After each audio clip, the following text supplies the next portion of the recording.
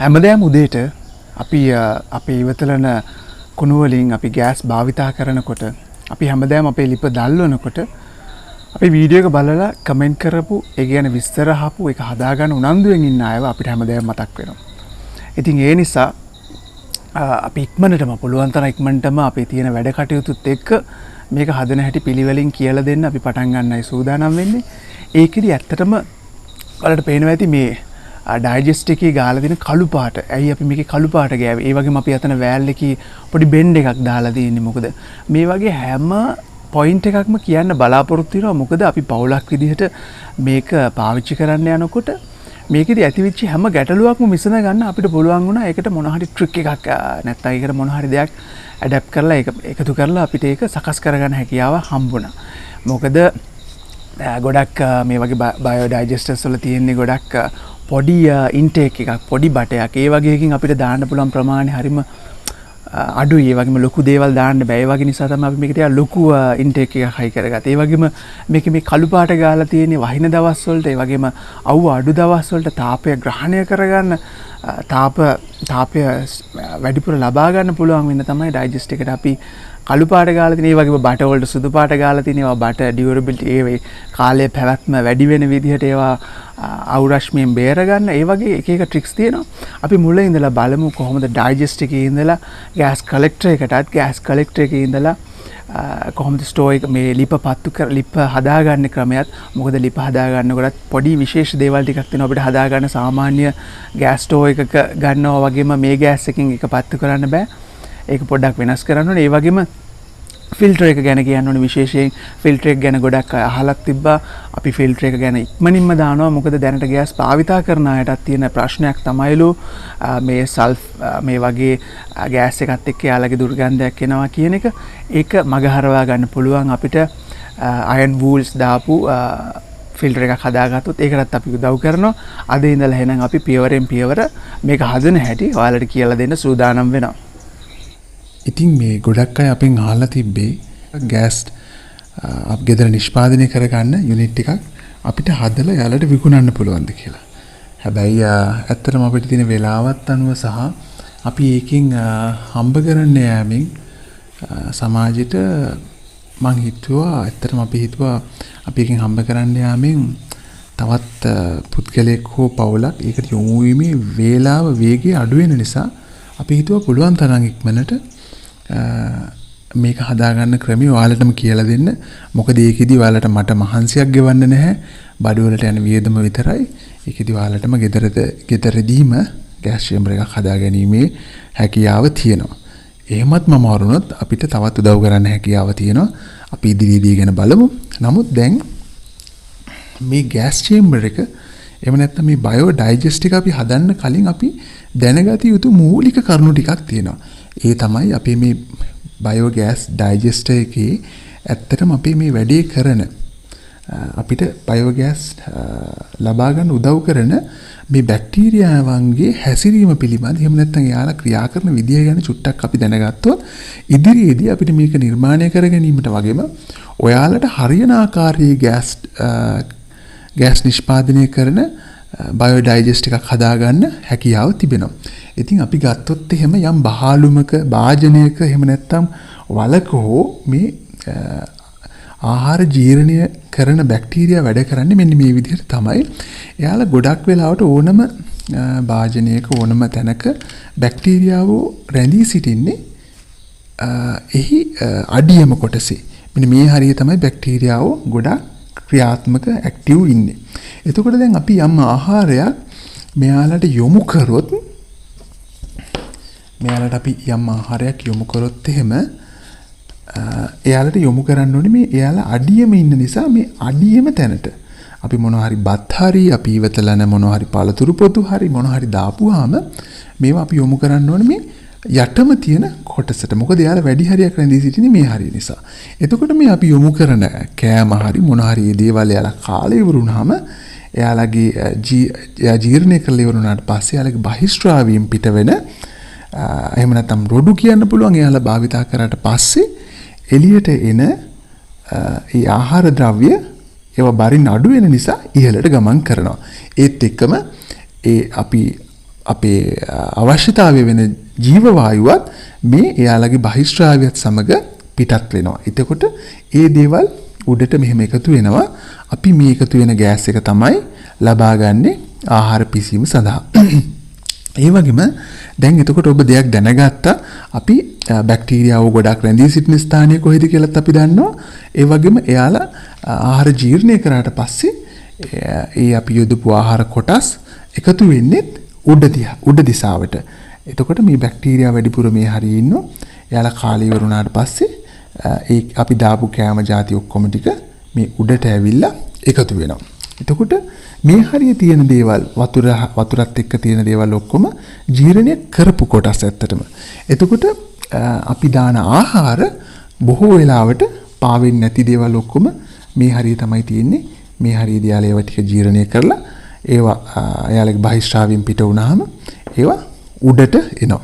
එතකොට මේ උඩට එන දේවල් තමයි අපි බටයකින් එළියට ගන්නේ මොනවද? දැනට ලෝකයේ හොඳම කොම්පෝස්ට් එහෙම නැත්නම් කාබනික පොහොර විදිහට පිළිගන්න දියර පොහොර විදිහට. මොකද මේවා හොඳට ජීර්ණය වෙලා තියෙන්නේ. ඒ වගේම මේ දේවල් මේ නරක් වෙලා කුණු වෙච්චි පොහොරක් නෙමෙයි මේ තියෙන්නේ. අපි දාපු කෑම ඉවත් කරපු දේවල් ඉවතලන දේවල් ටික මේ බැක්ටීරියා විසින් හොඳටම ජීර්ණය කරලා අපිට ලබා දෙන පොහොර විදිහට ලබා දෙන දියර පොහොර. හරි. දැන් මේක විද්‍යා පාඩමක් කරගන්න නැතුව නමුත් මේක ඔළුවේ තියාගන්න මේ ක්‍රියාදාමය පිළිබඳ අපිට අදහසක් තිබිය යුතුයි ඉස්සරහට අපිට මේ බයෝඩයිජෙස්ට් එක හදාගන්න. එතකොට අපි දන්නවා බැක්ටීරියාව ඉන්නේ යටම. එයාලා ජීර්ණය කරලා උනා උඩට එනවා. එයාලා කාපු දේවල් ටික ඒ අතර ගෑස් එනවා. අපි ගෑස් කලෙක්ට් කරගන්නවා. ඒ වගේම මේ එකතු වෙන රොඩු වතුරත් අපිට අයින් කරගන්න අවශ්‍යතාවයක් වෙනවා. මේ කට්ටිය අයින් කරගන්න මේ එයාලා කාලෙ විරවිච්ච දේවල්. හරි. දැන් මේකෙදී දැන් අපි දන්නවා අපි එතකොට යොමු කරන්න ඕනේ අපේ කෑම පල්ලෙහාටම කියන එකත්. එතකොට ඒ පිළිබඳවත් අපි ඉදිරියේදී අවධානය යොමු කරනවා. මේත් එක්කම මම ඔයාලත් එක්ක පොඩ්ඩක් කතා කරන්න යනවා. දැනට ලෝකේ මේ බයෝඩයිජෙස්ටර්ස් හදන ක්‍රම කිහිපයක් තියෙනවා. නමුත් ඒ අතරින් අපිට හොඳ එකක් තමයි දැන් අපි හදලා තියෙන්නේ. විශේෂයෙන්ම ක්‍රම දෙකක් තමයි ප්‍රධානම මුල් කාලයේදීම කරපු ක්‍රමයක් තමයි ඇත්තටම යම් භාජනයක් හෝ එහෙම නැත්නම් සිමෙන්තියෙන් හදපු මේ වගේ අපි දැනට භාවිතා කරන බැරල් එක වගේ මේකක ඊට වඩා පොඩි අපි දැනට බයෝ ගෑස් එක කලෙක්ට් කරගන්න තියෙන භාජනයේ වගේම තව භාජනයක් මේ අතර තියෙනවා. එතකොට මේක අපි මේ පාටෙන් අඳිමු. මේක තමයි ගෑස් කලෙක්ට් කරගන්න එක. මේක තමයි ආහාර ජීර්ණය කරගන්න එක. ආහාර ජීර්ණය කරගන්න භාජනෙත් ආහාර ගෑස් කලෙක්ට් කරගන්න භාජනෙත් දෙකම තියෙන එක තැන. එතකොට මේකෙදි වෙන්නේ අපි ආහාර ලබා දීම සඳහා මේ වගේ ඇන්ගල් බටයක් භාවිතා කරනවා. මොකද ඇන්ගල් එකක් තියෙන එක හොඳයි මෙතන කැම හිර වෙන්නේ නැති වෙන්න. මේ ක්‍රමයට ඔයාලට ගෙදරදී හදාගන්න පුළුවන් ඔබ කැමති නම්. ඒකේ තියෙන මේකේ තියෙන මේ අඩුපාඩුකම් සහ හොඳ නරක අපිට කතා කරගෙන යනකොට මාට තීරණය කරද හැකි කොකද හොඳ කියලා. එතකොට දැන් අපි මේ ඇන්ගල් එකකට අපි මෙතනින් ආහාර ලබා දෙනවා බැක්ටීරියාවන්ට. අපිට තියෙන එතකොට මෙතනින් තමයි ආහාර දාන්නේ. ඒ වගේම වතුරත් අපි මෙතනින් ලබා දෙනවා. එතකොට මෙතන බැක්ටීරියාව රැඳී සිටිනවා. ඒ රැඳී සිටින බැක්ටීරියාව ටික මේක ජීර්ණය කරනවා. ජීර්ණය කරලා ඉවරනට පස්සේ එකතු වෙන ගෑස් ටික මේකට එකතු වෙනවා. එතකොට මේ එකතු වෙන ගෑස් අපි මෙතනින් බටයක් කරහා ලබා ගන්නවා. එතකොට මේක තමයි නිවසට ලබා ගන්නවා. එතකොට ගෑස් මේකෙදී එතකොට අපිට භාජන දෙකක් අවශ්‍ය වෙන්නේ නැහැ. එකම භාජනයේදීම මේ දේවල් කරගන්න පුළුවන්. හැබැයි පොඩි ගැටලුවකට තියෙන්නේ මේකෙදි අපිට තියෙන ගැටලුව තමයි මෙන්න මේ මෙතනින් හිඩසක් සහ මේ වගේ හිඩසක් වටේටම තියෙනවා මේ ගෑස් කලෙක්ට් වෙන එක එහෙට මෙහෙට යන්න. එතකොට ඒකෙදි දැන් මේකේ තියෙන ගැටලු ටික තමයි මෙතනින් දුර්ගන්ධයක් හමන්න පුළුවන් වටේටම තියෙන විදිහට. ඒ වගේම මදුරුව බෝ වෙන්නත් හැකියාවක් තියෙනවා. මොකද එයා කට්ටිය මෙතනට යන්න පුළුවන්. හින්දා මෙතනත් වතුර තියෙන්නේ. මේකෙත් වතුර තියෙන්නේ. ඉතින් මේක ඇතුළෙත් වතුර තියෙන්නේ. ඒ වගේම තව දෙයක් තමයි මේකේ ගෑස් නිෂ්පාදනය වෙනකොට මේ ඇතුළත තියෙන ආහාර ප්‍රමාණයෙන් තමයි මේ ඇතුළත තියෙන කැම ද්‍රව්‍ය වලින් තමයි මෙතනට ගෑස් නිෂ්පාදනය වෙන්නේ. මෙතන තියෙන කැම ද්‍රව්‍ය වලින් නිෂ්පාදනය වෙන ගෑස් එළියට යනවා. ඒ වගේම ඒකත් සමග දුර්ගන්ධයක් හමන්න පුළුවන්. එතකොට තව ගැටලුවක් තමයි දැන් මේ හරිය තියෙන කැම ටික ජීර්ණය කරපුවාම කැම කියලා මම මේ කියන්නේ දැන් ඇත්තටම අපි ඉවතලන බත් හරි මොනවා හරි අපි දැන් මේ ගෑස් චේම්බර් එකට දාන දේවල් ඔක්කොම අපේ සුද්ධ ජීවීන්ගේ ආහාර නිසා තමයි මම කැම කියලා කිව්වේ. ඉතින් දැන් මේ සුද්ධ ජීවීන්ට ආහාර දාලා තියෙන මේ ප්‍රමාණය මෙයාලා ජීර්ණය කරන්න මොකද වෙන්නේ? මෙතන තමයි එකතු වෙන්නේ එයාලගේ රොඩු. එහෙම නැත්නම් එයාලා ජීර්ණය කරපු වතුර ප්‍රමාණය කැම නැතිව ඉතුරු වෙන ජීර්ණය කරන වතුර ටික. එතකොට කැම දාන්නේ අපි මෙතනට මේකෙදිගේ කැම එනවා. මේ හරියේ ඉන්න සුද්ධ ජීවි ජීර්ණය කරන ගෑස් මෙතනින් එළියට යනවා.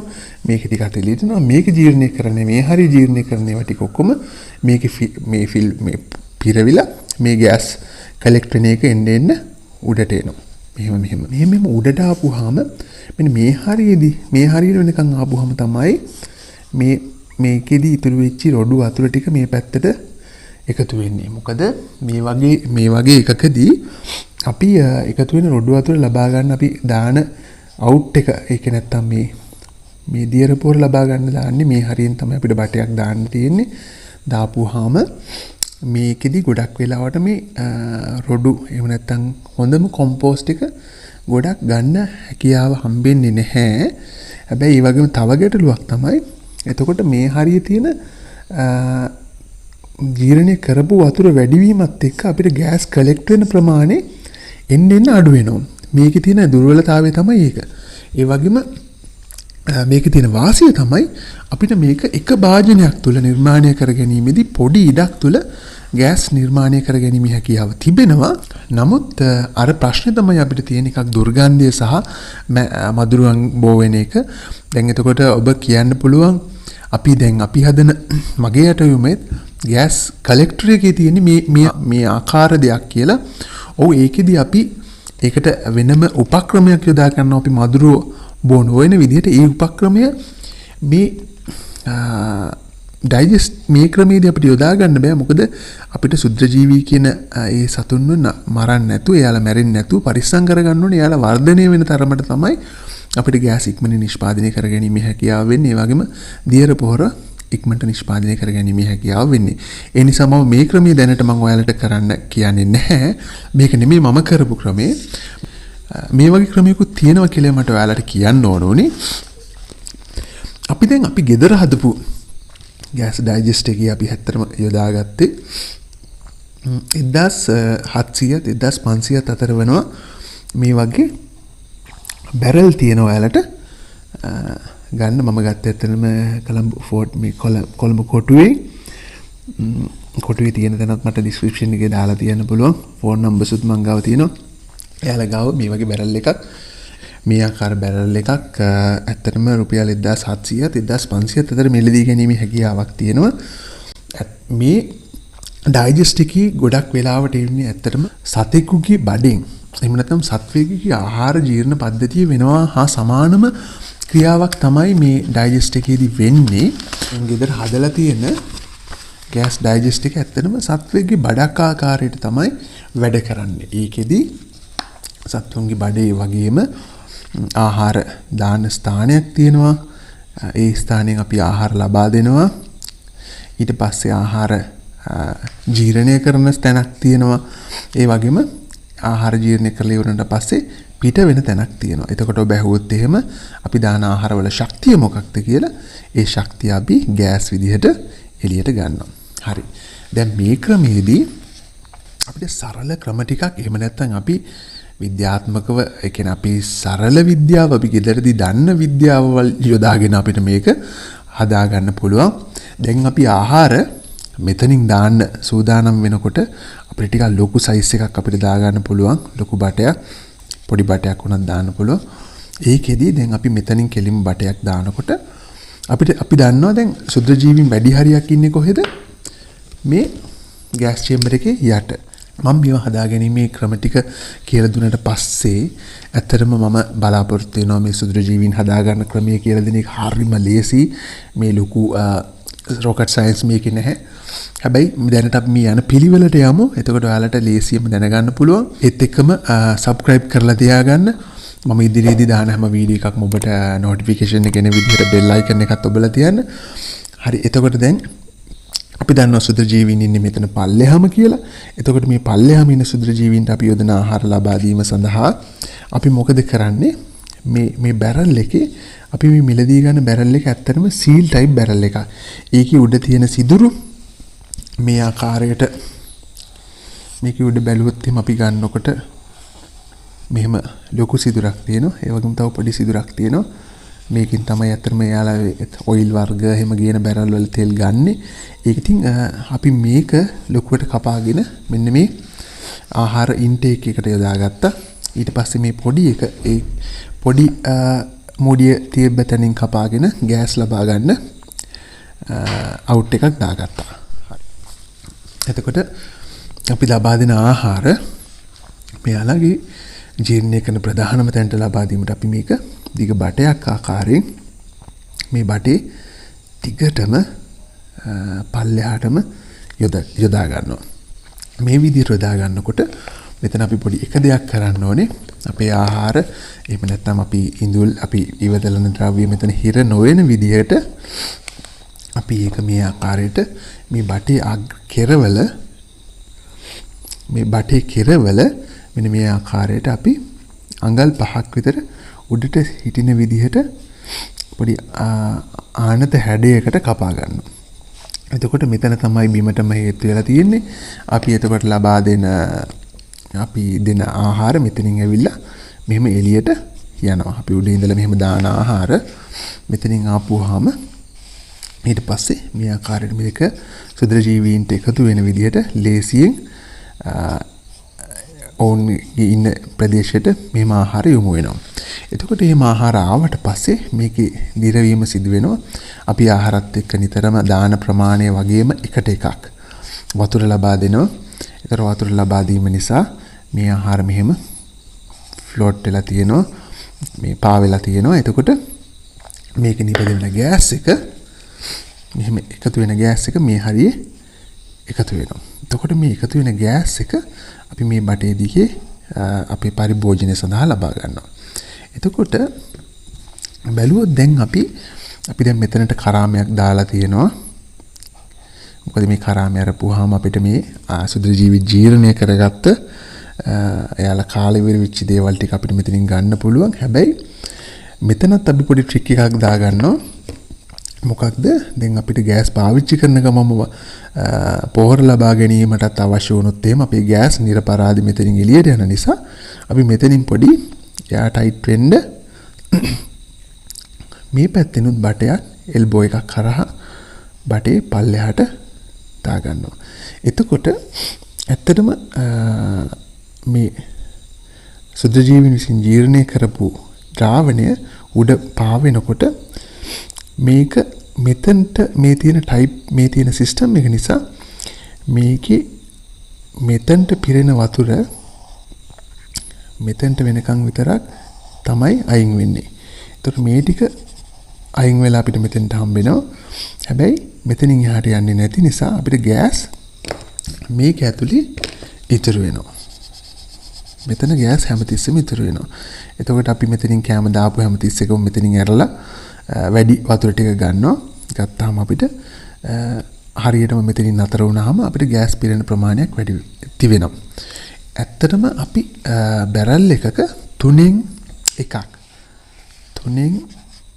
වගේ කොටසක් ඉතුරු කරනවා ගෑස් සඳහා. එතකොට 3න් 2ක් මේ ආහාර යොදා ගැනීම සඳහා ඉතුරු කරගන්නවා. මේකට මම අවශ්‍ය කරන මෙෂර්මන්ට්ස් ටික ඉදිරියේදී ලබා දෙන්න. දැන් මේ විදිහට තමයි අපි ගෑස් චේම්බර් එක එහෙම නැත්නම් ගෑස් ඩයිජෙස්ට් එක හදාගන්නේ. මේකෙදි මේ එයා ටයිට් එයා ලොක් වෙන ඒවා මේ සිස්ටම්ස් ටික අපිට කරගන්න පුළුවන්. මේ පළමු වීඩියෝ එක අපේ ආරම්භයක් විදිහට තියාගමු. ඊට පස්සේ ඉදිරි වීඩියෝ වලදී මම මේක පිළිවෙලින් කරන හැටි තවත් විස්තරාත්මකව අපි කරමු. ඒකෙදි තියෙන ප්‍රශ්න මට යොමු කරන්න. අපි කතා බහ කරලා ඒකට අවශ්‍ය කරන හැම උදව්වක්ම ලබා දෙන්න බලාපොරොත්තු වෙමින් ඉන්නවා. අපි මෙතෙන් සිට පටන් ගමු මේක හදන්න.